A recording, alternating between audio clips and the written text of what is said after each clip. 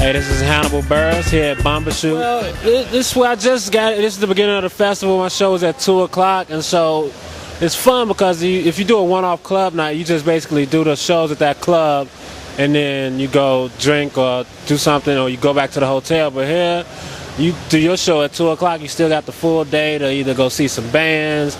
They got crazy people on stilts, people skateboarding, other comedy shows. So it's just it's a lot of stuff going on, man, that you can check out, and that's what's really fun about the festival. It's totally any showtime here is fine, because the crowds are still there. It'd be different if it was 2 o'clock and 3 people came out, and I'd be like, yo, 2 o'clock sucks.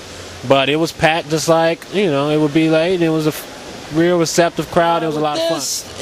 I think these crowds are more, me and another comic was saying, kind of like TV crowds, because they laugh at everything, and then they clap a lot. Like TV crowds give a lot of applause breaks, and the crowds are real energetic and cool. They're not too drunk at 2 o'clock, you know what I mean? There's no drink minimum. Some people may have had a couple beers, but they're not drunk, and it's cool, man. It's a lot of fun shows. These shows I run tighter. This is, the shows that over here are just an hour long. A typical comedy show might be an hour and a half, maybe longer. So it's just tighter shows.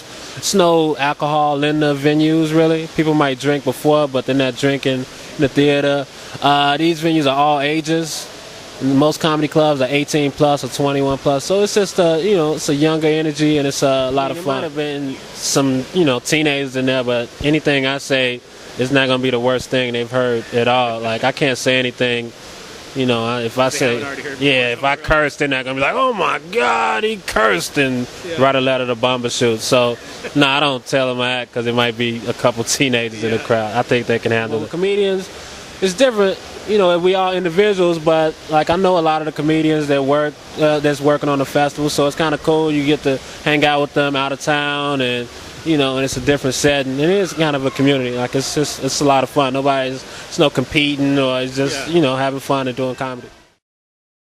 I won that award last year, and it was like I was the funniest one out of the 30 people that entered, and then they cut it down to 6, and then we had a show, and I did well. I don't take it serious. It's fun.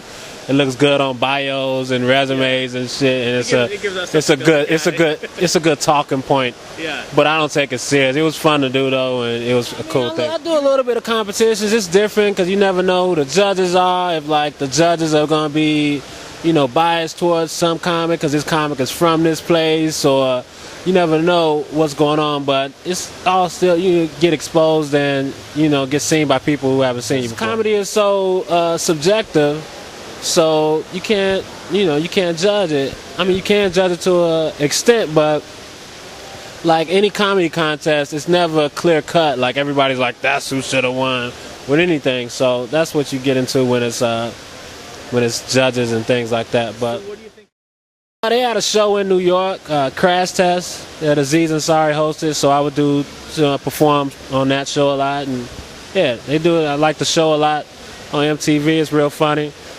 It's cool. My friend is producing this thing called The Awkward Kings of Comedy.